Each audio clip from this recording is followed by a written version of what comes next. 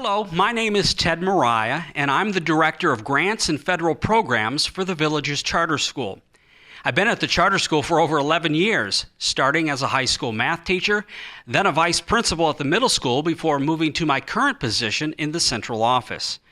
Now, this position was created in large part to oversee and manage several $1 million in COVID-related grant money that the charter school has received since the start of the pandemic.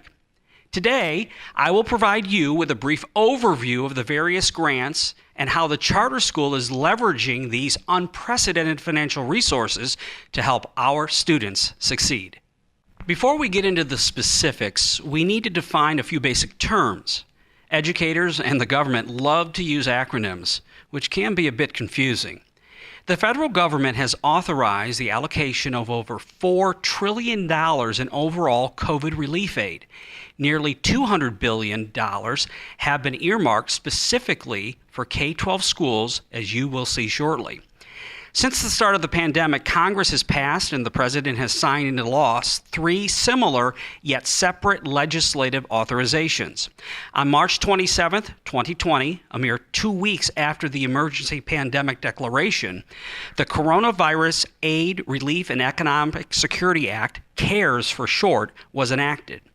Near the end of 2020, a second authorization was signed into the law. That's called the Coronavirus Response and Relief Supplemental Act, CRRSA for short.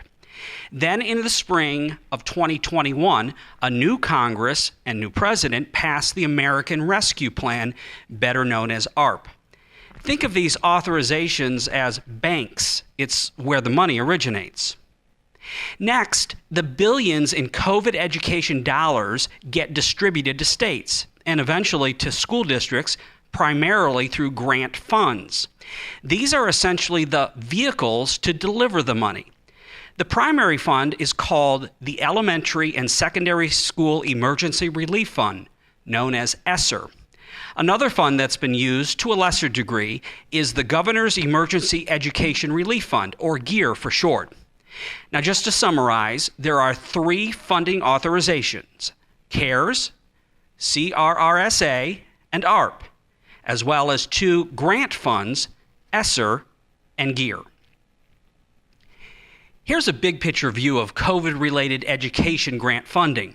3 rounds of money. Round 1 is finished. We're currently in the middle of round 2, with round 3 having just begun. Notice how each successive round of funding grew from $13.5 billion under the CARES Act to a whopping $123 billion under ARP. In total, a staggering $190.5 billion allocated specifically to K-12 education. The next slide illustrates how the federal funds flow. The legislative authorizations funnel money to ESSER, which in turn distributes to the states, and eventually that money trickles down to school districts, including the charter school. Here's another money flow chart. The Villages Charter School has received nearly all of its COVID relief funds through the Florida Education Department and Sumter County School District. This is known as a pass-through. Now, a small portion was passed through FEMA, the Federal Emergency Management Agency, and the Sumter County Board of Commissioners to the charter school. So, how much money has the Villages Charter School received or will receive? This table shows the breakdown of funds. As you'll notice, the lion's share was distributed via ESSER.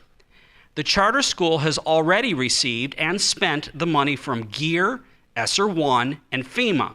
$1.25 million. We're currently receiving money from ESSER 2, which totals $2.5 million.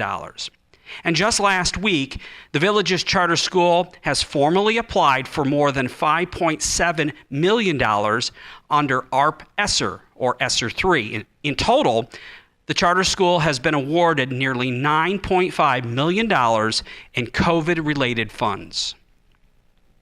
Another way to view the various grants is with this timeline.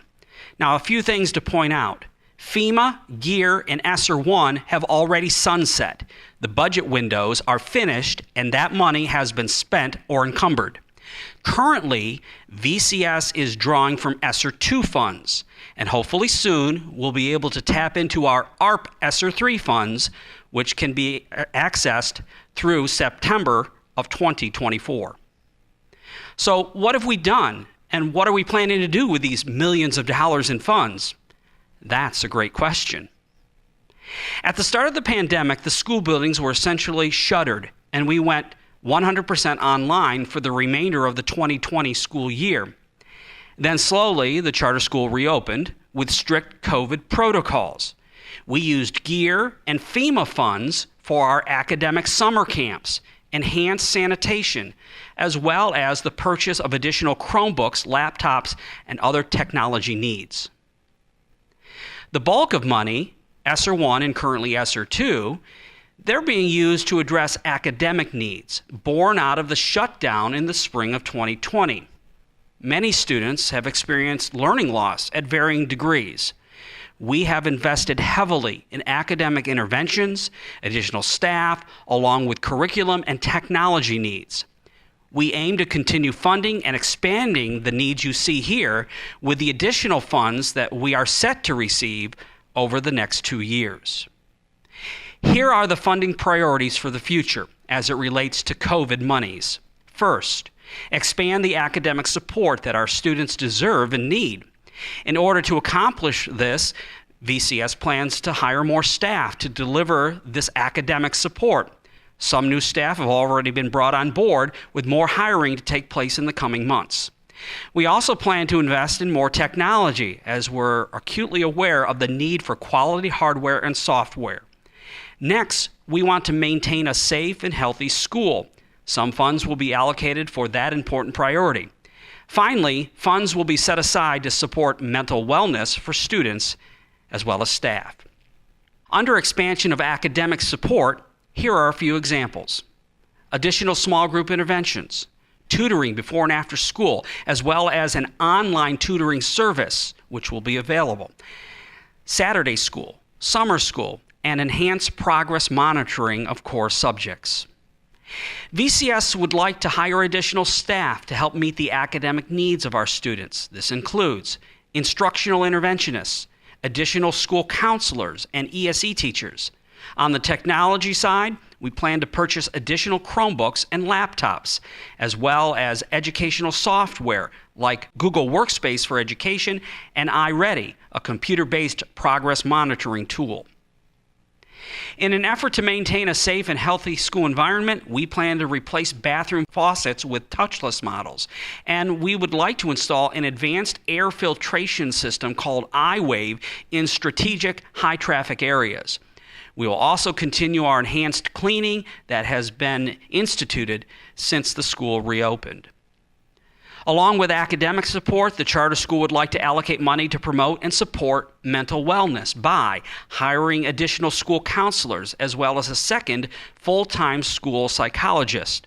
We plan to continue our contract relationship with LifeStream, and we plan to implement social and emotional learning curriculum. We would like to get your feedback on the future priorities that were just outlined. We're asking each family to complete a short survey.